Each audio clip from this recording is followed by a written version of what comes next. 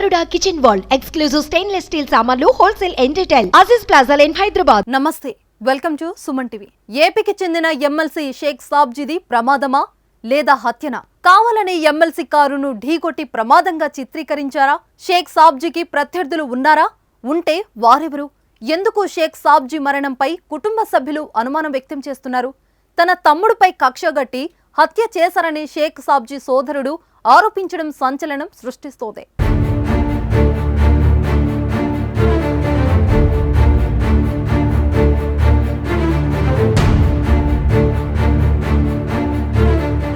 తన తమ్ముడిపై కక్షగట్టి హత్య చేశారని షేక్ సాబ్జీ సోదరుడు ఆరోపించడం సంచలనం సృష్టిస్తోంది.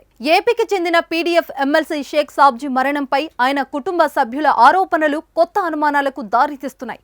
ఆయనది ప్రమాదం కాదని పక్కా ప్లాన్ చేసి మర్డర్ చేశారని చెప్పడం మిస్టరీగా మారింది. ఉద్దేశపూర్వకంగా నలుగురు వ్యక్తులు కారుతో అతివేగంగా ఢీకొట్టారని అన్నారు. ప్రమాద స్థలాన్ని చూస్తే ఉద్దేశపూర్వకంగానే చేసినట్లు అర్థమవుతుందని షేక్ సాబ్జీ కుమారుడు సైతం తన తండ్రి మృతిపై అనుమానాలు వ్యక్తం చేస్తున్నాడు. రోడ్డు ప్రమాదం జరిగిన విధానంలోనూ అనుమానాలు ఉన్నాయన్నాడు.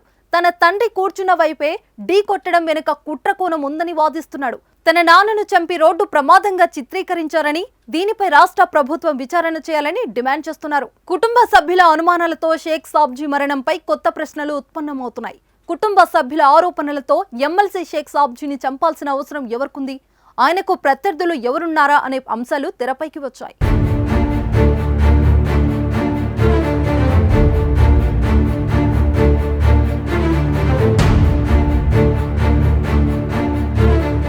అయితే పోలీసులు మాత్రం రోడ్డు ప్రమాద కేసుగానే విచారణ చేపట్టారు.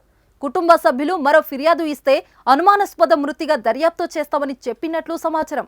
ఇప్పటికే ప్రమాదానికి కారణమైన కారు డ్రైవర్ను అదుపులోకి తీసుకుని విచారిస్తున్నారు. ఏలూరులో అంగన్వాడీ కార్మికుల సమ్మెకు మద్దతు తెలిపి భీమవరం వెళ్తుండగా ఈ కారు ప్రమాదం జరిగింది. ప్రమాదంలో తీవ్రంగా గాయపడిన షేక్ సాబ్జీని ఆసుపత్రికి తరలించేలోపే ప్రాణాలు విడిచారు.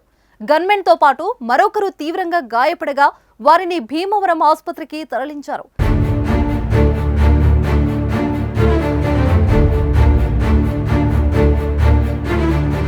ఎమ్మెల్సీ కారుకు ఎదురుగా వస్తున్న వాహనం కూడా రోడ్డు గుంతల కారణంగానే అదుపు తప్పినట్లుగా భావిస్తున్నారు.